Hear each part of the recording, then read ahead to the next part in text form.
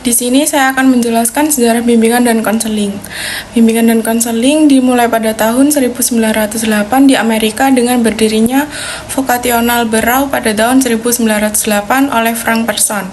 Frank Person dikenal juga sebagai father of the Gwen's movie in America Education. Frank menekankan bahwa pentingnya bagi setiap individu untuk memberikan pertolongan dari orang lain untuk lebih memahami kekurangan dan kelemahan diri sehingga dapat digunakan untuk proses pengembangan diri lebih baik dan menentukan pekerjaan yang cocok bagi dirinya. Pertama kali istilah bimbingan dikenal pada abad ke-19 hingga awal abad ke-20 di Boston. Adapun sejarah lahirnya bimbingan konseling di Indonesia diawali dari masuknya bimbingan dan konseling pada setting sekolah. Pemikiran ini diawali sejak tahun 1960.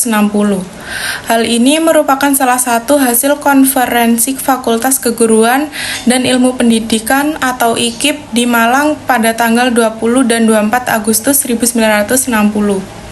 Perkembangan berikutnya, tahun 1964, IKIP Bandung dan IKIP Malang mendirikan jurusan bimbingan dan penyuluhan.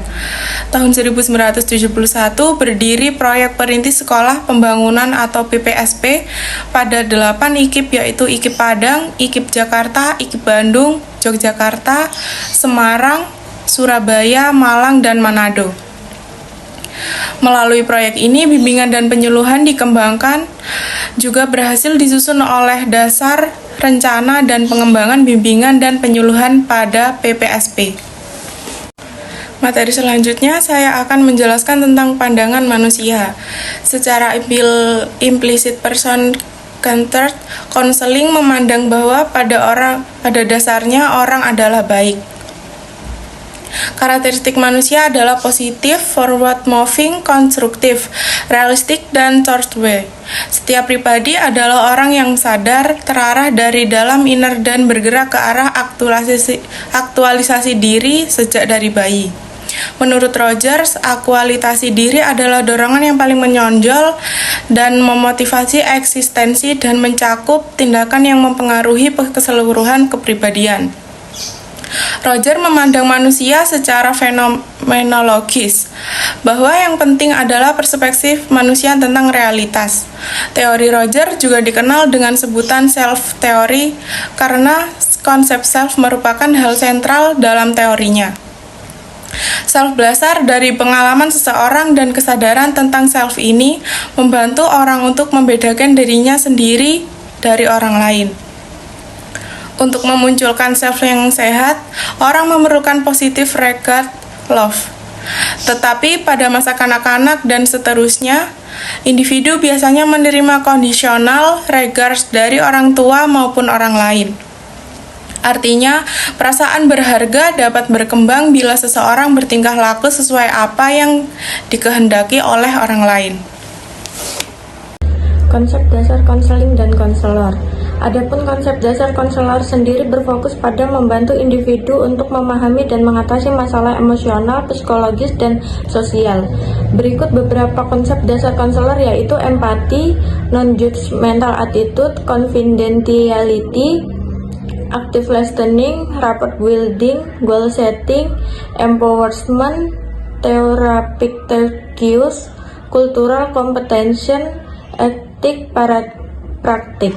Proses konseling dan konselor. Secara umum, proses konseling individual terbagi atas 3 tahapan, yaitu sebagai berikut. Tahap awal konseling. Tahap awal ini terjadi sejak klien bertemu konselor hingga berjalan proses konseling dan menemukan definisi masalah klien. Adapun yang dilakukan oleh konselor dalam proses konseling tahap awal ini adalah sebagai berikut. Membangun hubungan konseling yang melibatkan klien yang mengalami masalah. Yang kedua, memperjelas dan mendefinisikan masalah. Yang ketiga, membuat penjajakan alternatif bantuan untuk mengatasi masalah. Dan yang keempat, menegosiasikan kontrak. Membangun perjanjian antara konselor dengan klien berisi kontrak waktu, kontrak tugas, kontrak kerjasama dalam proses konseling. Yang kedua ada tahap pertengahan. Setelah tahap awal dilaksanakan dengan baik, proses konseling selanjutnya adalah memasuki tahap inti atau tahap kerja. Pada tahap ini terdapat beberapa hal yang harus dilakukan, diantaranya menjelajahi dan mengeksplorasi masalah serta kepedulian klien. Yang kedua, menjaga agar hubungan konselor tetap terpelihara. Yang ketiga, proses konseling agar berjalan dengan sesuai kontrak. Yang ketiga ada tahap akhir konseling. Pada tahap akhir ini terdapat beberapa hal yang harus dilakukan, yaitu konselor bersama klien membuat kesimpulan mengenai proses konseling. Yang kedua, menyusun rencana tindakan yang akan dilakukan berdasarkan kesepakatan yang telah terbangun dari proses konseling sebelumnya. Yang ketiga, mengevaluasi jalannya proses dan hasil konseling. Yang keempat, membuat perjanjian untuk pertemuan berikutnya. Tujuan konselor, yaitu yang pertama, membangun hubungan yang menyenangkan dan positif.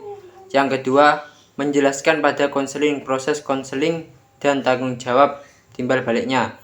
Yang ketiga, memfasilitasi komunikasi. Yang keempat, mengidentifikasi dan memverifikasi masalah konseling mana yang ingin diselesaikan. Yang kelima, membuat rancangan bersama konseling untuk memperoleh data asesmen yang dibutuhkan agar kemudian menyukseskan proses konseling. Fungsi dan peran konselor.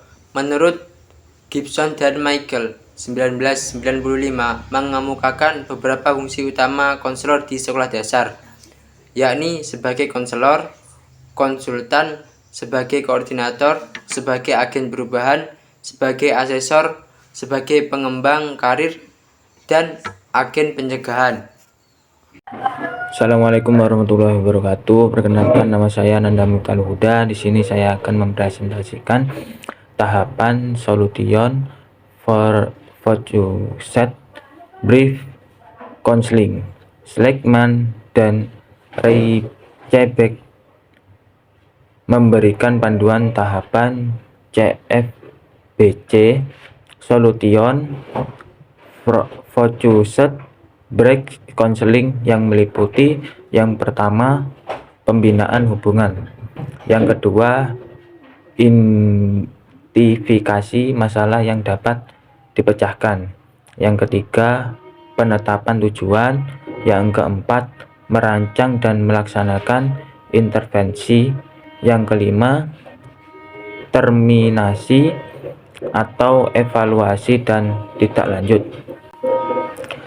Teknik pendekatan solution focused brief counseling. Dalam aplikasinya, pendekatan konseling singkat berfungsi solusi SPBC memiliki beberapa teknik. Intervensi khusus. Teknik dirancang dan dikembangkan dalam rangka membantu konseling untuk secara sadar membuat solusi atas permasalahan yang ia hadapi. Beberapa teknik dari solution focused brief counseling yaitu yang pertama, pertanyaan pengecualian. Yang kedua, pertanyaan keajaiban atau mukjizat. Yang ketiga, pertanyaan berskala. Yang keempat, rumusan tugas sesi pertama. Yang kelima, umpan balik. Sekian dari presentasi saya. Wassalamualaikum warahmatullahi wabarakatuh.